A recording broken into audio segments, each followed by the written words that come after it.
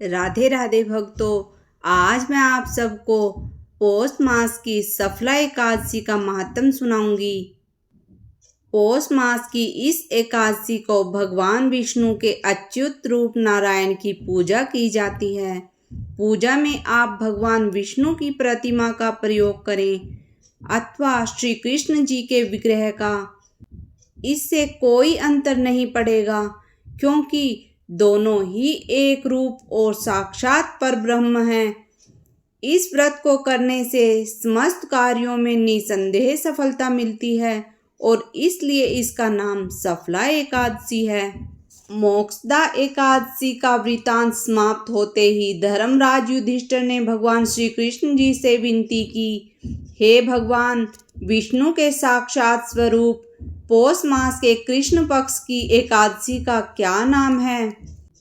उस दिन किस देवता की पूजा की जाती है तथा उसकी क्या विधि है? भगवान श्री कृष्ण ने कहा, हे धर्मराज, मैं तुम्हारे स्नेह के कारण तुम्हारे प्रश्नों का उत्तर देता हूँ। एकादशी व्रत से अधिक तो मैं अधिक से अधिक दक्षिणा देने वाले यज्ञ से भी प्रसन्न नहीं हूँ। अतः तुम इसे अत्यंत भक्ति और श्रद्धा से युक्त एकाग्र मन से सुनो। इस पौष कृष्णा एकादशी का नाम सफला है।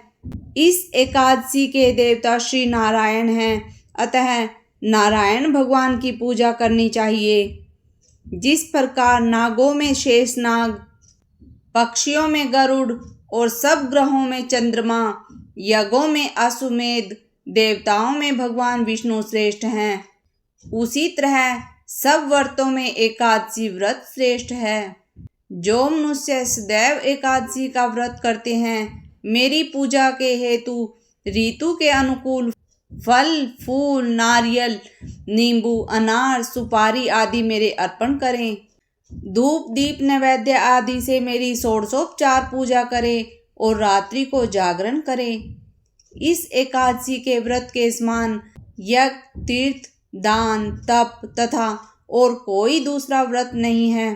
5000 वर्ष तप करने से जो फल मिलता है, उससे भी अधिक फल सफला एकादशी का व्रत करने से मिलता है।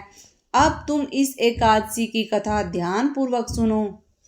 चंपावती नगरी में महिष्मान नाम का एक प्रतापी राजा राज्य करता था। उसके 4 पुत्र थे। उन सब में लुम्पक नामक बड़ा राजपुत्र महापापी था। वह पापी सदा पर स्त्री, वैश्यागमन और दूसरे बुरे कर्मों में अपने पिता का धन नष्ट किया करता था। वह देवताओं और ब्राह्मणों और वैष्णवों का निंदक था। जब राजा को अपने बड़े पुत्र के इन कुकर्मों का ज्ञान हुआ तो उसको अपने राज्य से निकाल दिया। तब वह विचार करने लगा कि अब किधर जाऊं, क्या करूं। अंत में उसने चोरी का कर्म करने का निश्चय किया।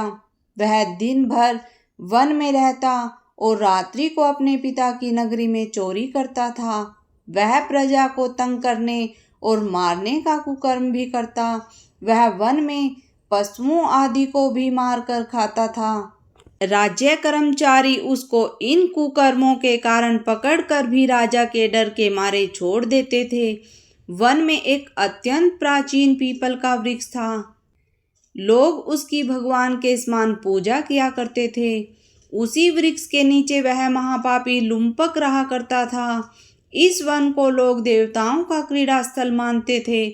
पौष के कृष्ण पक्ष की 10वीं के दिन वह वस्त्रहीन होने के कारण शीत के मारे समस्त रात्रि को सो ना सका और मूर्छित हो गया। उसके हाथ पैर अकड़ गए और सूर्योदय होने पर भी उसकी मूर्छा नहीं आई।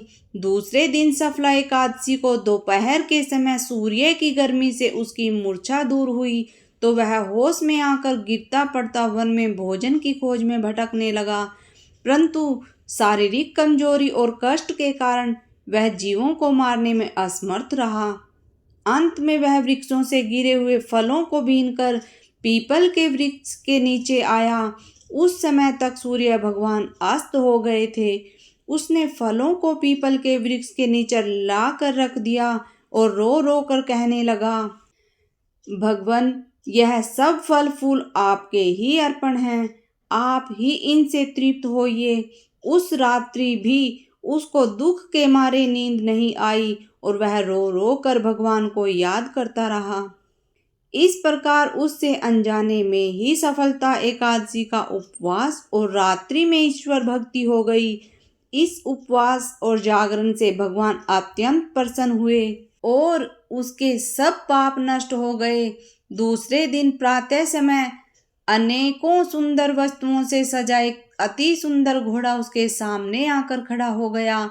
उसी समय आकाशवाणी हुई कि हे राजपुत्र, भगवान नारायण की कृपा से तेरे समस्त पाप नष्ट हो गए हैं। अब तू अपने पिता के पास जाकर राज्य प्राप्त कर। लुम्पक ने जब ऐसी आकाशवाणी सुनी तो वह अत्यंत प्रसन्न हुआ।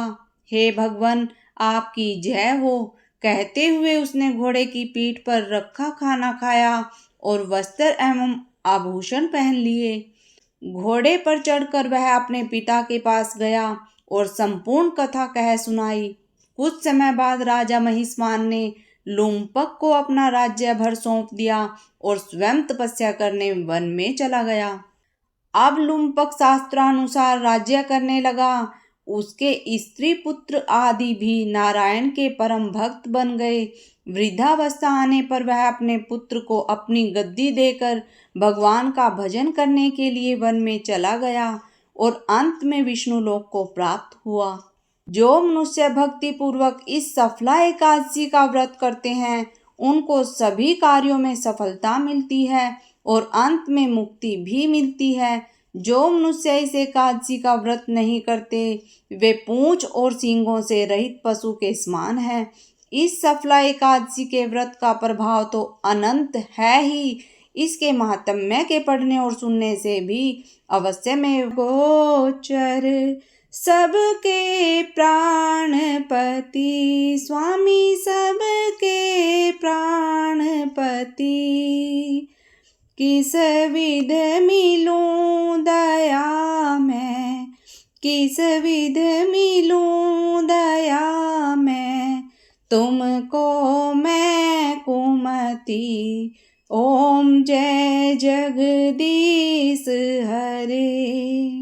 दीन बंधु दुख हरता तुम ठाकुर मेरे, प्रभु तुम ठाकुर मेरे।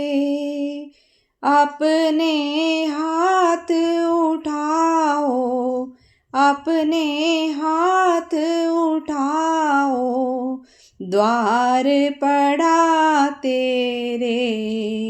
ओम जय जगदीश हरे। विषय विकार मिटाओ, पाप हरो देवा, स्वामी कष्ट हरो देवा। श्रद्धा भक्ति बढ़ाओ, श्रद्धा भक्ति बढ़ाओ, संतन की सेवा। ओम जय जगदीश हरे।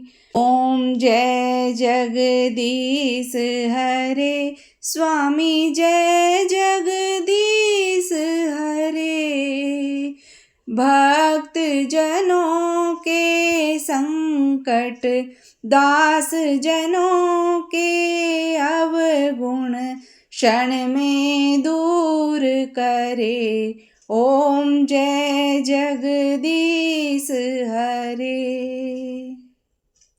बोलो विष्णु भगवान की जय। राधे राधे भक्तों, इस प्रकार की धार्मिक कथाएं, भजन और स्तोत्र या चालीसा सुनने के लिए हमारे YouTube चैनल को सब्सक्राइब करें। कमेंट करके बताएं कि आपको कौन कौन से स्तोत्र, चालीसा या भजन पाठ सुनने की इच्छा है और वीडियो को ज़्यादा से ज़्यादा शेयर करें, लाइक करें।